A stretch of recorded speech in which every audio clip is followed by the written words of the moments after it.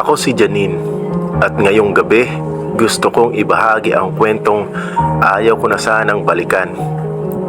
Isang gabi ng sigaw, dilim at takot na hindi ko na malilimutan habang ako'y nabubuhay. Noong una, puro biro lang sa amin ang mga kwento ng matatanda. Sabi nila, tuwing kabilugan ng buwan may mga nilalang na gumagawa ng alay. Isang ritual na kailangang may kapalit para sa kapangyarihan. Akala ko, chismis lang iyon hanggang sa sumama ako kina Felipe at Charlie. Magkakaibigan kami noon, sabay-sabay naghanap ng swerte sa buhay. Si Felipe ang mahilig sa misteryo. Si Charlie naman ay palaban, walang inuurungan. Isang gabi, nagyaya si Felipe na puntahan namin ang isang lumang kubo sa gitna ng kakahuyan. Doon daw, may mga kakaibang seremonya kapag gabi ng buwan. Habang papalapit kami, napansin ko ang bigat ng hangin. Parang may matang nakamasid sa bawat hakbang namin. Walang katao-tao pero pakiramdam ko, hindi kami nag-iisa.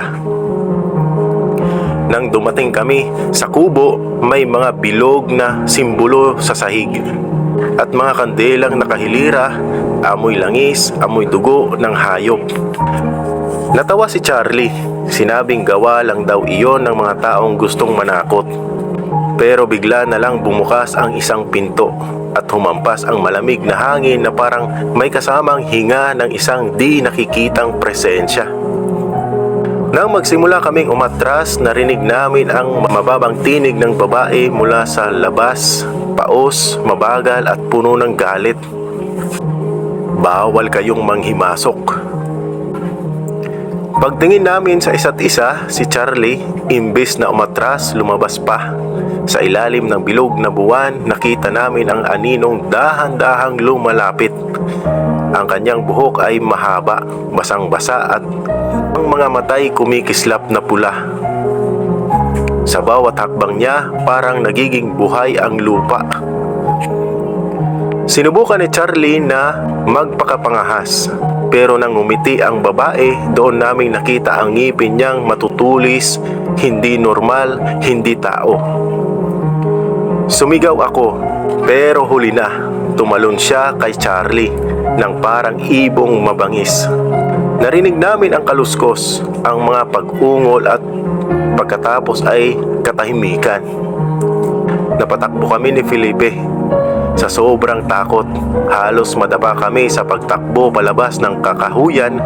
Ngunit bago kami makalayo, may narinig kaming mga yabag sa likod, parehong lakad ni Charlie pero mabagal at mabigat.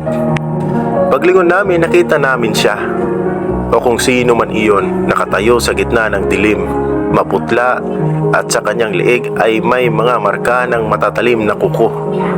Nakangiti siya at malamig ang tinig ng sabihing, tapos na ang alay, kayo naman. Napatakbo kami hanggang sa bahay ng isang matandang babae sa labas ng baryo. Pinapasok niya kami, nanginginig pa kami sa takot. Sabi niya, hindi raw kami dapat sumama sa mga ganong gawain. May mga espiritong bantay daw sa ritual ng alay at kapag may makialam, hindi sila natatahimik hanggang may makuhang kapalit. Makalipas ang 2 araw, nawala si Felipe. Walang bakas kung saan siya pumunta. Ang natagpuan lang sa daan ay ang kanyang tsinelas, nakalubog sa putik na parang hinila pababa ng lupa. Ako na lang ang natira. Lumipat ako ng bahay, lumayo sa lugar na iyon. Pero gabi-gabi may kumakaluskos sa bubong. Minsan naririnig ko ang boses ni Charlie. Mahinahon, pabulong, humihingi ng tulong. Tuwing kabilugan ng buwan, may mga yabag sa labas ng bintana. Minsan may aninong dumadaan sa gilid ng liwanag. At kapag tumingin ako sa salamin, may mga matang pula na nakatitig pabalik sa akin. Ngayon, habang isinusulat ko ito, naririnig ko na naman ang mga yabag. Mabagal, papalapit, at sa likod ng kurtina may mga aninong babae nakangiti, may ngipin na matutulis, at sa kamay niya hawak ang sapatos ni Felipe. At bago pa man ako makasigaw, may malamig na boses sa likod ko na nagsasabing tapos na ang alay.